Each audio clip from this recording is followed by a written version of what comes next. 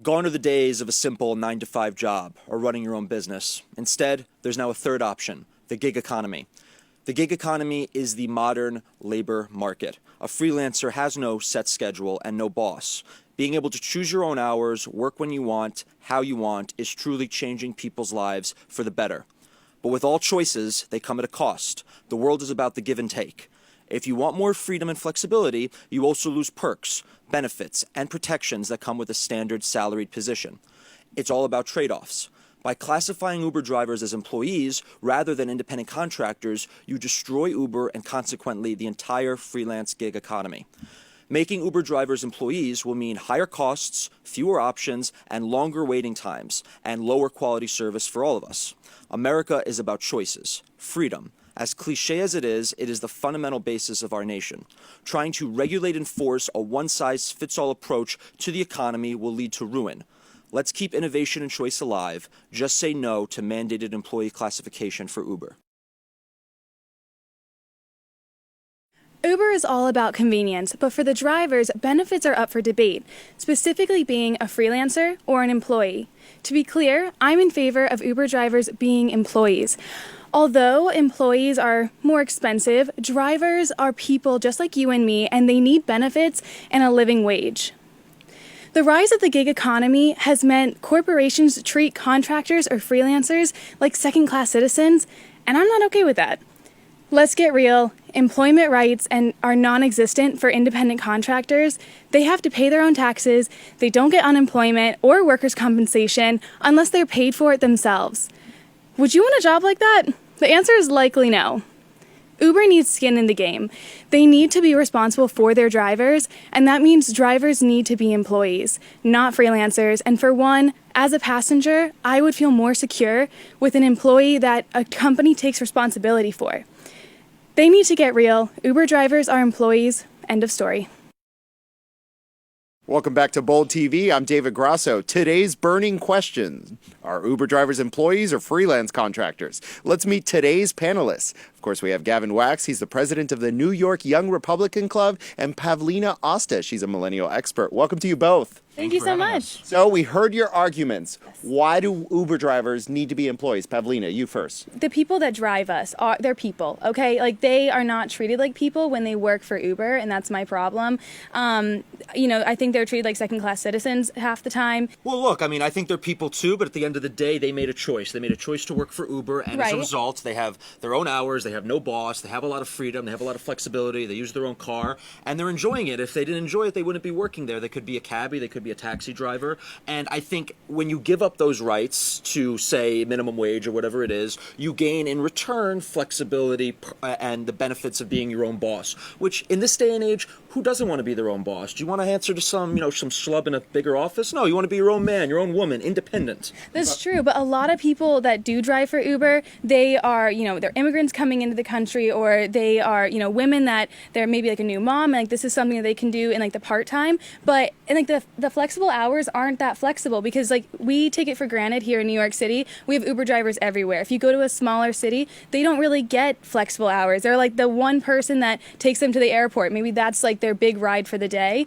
And there's certain rush hours where they have to wait for those. So it's not really that flexible depending on where you live. Okay, so let's talk about this. Cost. Okay. Employees are expensive, Pavlina, and a lot of us like Uber because it's cheaper. What would making Uber drivers employees do to the cost of Uber? So it would probably go up, but 20% minimum. Right, and like the thing is, we already pay so much for Ubers and like Uber Blacks and all of these other ones. But the thing is, in the beginning, with the whole gig economy and Uber and Lyft, they really kind of like sacrificed their morals a little bit, I think, in not having them as minimum wage, because it's not like I don't know, I try to tip my Uber drivers, but I feel like a lot of people don't tip their Uber drivers. And I've talked to a lot of people about like a lot of different Uber drivers, and like they don't live off of these tips, so they do need to get that minimum wage because they're not like waiters or waitresses, you know? Okay, Gavin, feel-good policies that make things expensive. Welcome to the state of California for a second, right? Exactly. It's all about the consequences. And California is unique. They bring us Uber through Silicon Valley and their innovation, and then they're the first to kill it with the AB5 laws. But look, at the end of the day, we need to be able to transport ourselves to and from work, to and from studios such as this. We need to do what we need to do. We can't afford that if prices keep going up. If Uber has to hire, hundreds of thousands of employees, hire a whole new team of lawyers and supporting HR staff, the costs will go up by at a minimum 20%, and that affects all of us. Further, when they have the costs go up, there's going to be less drivers. Right now, they're in a frenzy to get more drivers. More drivers mean more competition. More competition means lower prices. And if we want to talk about the working men and women of this country, let's look at the outer boroughs. The outer boroughs of New York have no public transportation. There's no subways. There's bad bus lines. How do they get to and from work? They use things like Ubers because it's more affordable, and it's the only option out there, especially if they don't have a car or they can't pay insurance or they maybe not have the amenities that they have in the suburbs. So Uber is helping not only the workers, but it's helping of Uber, but it's helping workers across the country because they're giving them more transportation options at an affordable price. But to push back, Gavin, Yes. what Pavlina's saying, these are people. They Yeah. need health insurance, and that's really hard in this country. Agreed. So how do we not make things expensive, but make sure we're taking care of people? Look, I understand the need for some of these benefits and some of these perks.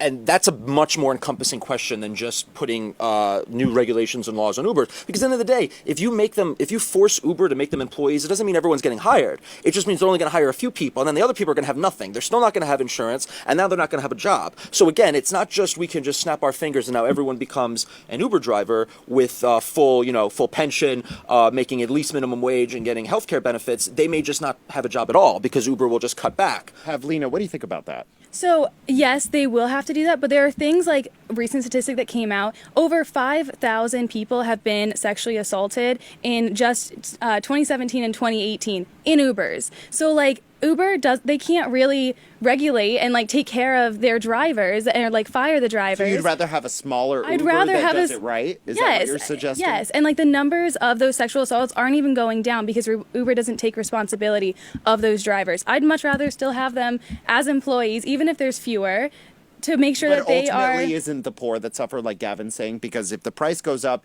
people who take Uber Blacks aren't going to care because they put it on their corporate account. I feel like most people that take Ubers, you already are not, you're in the middle class and up. You know what I mean?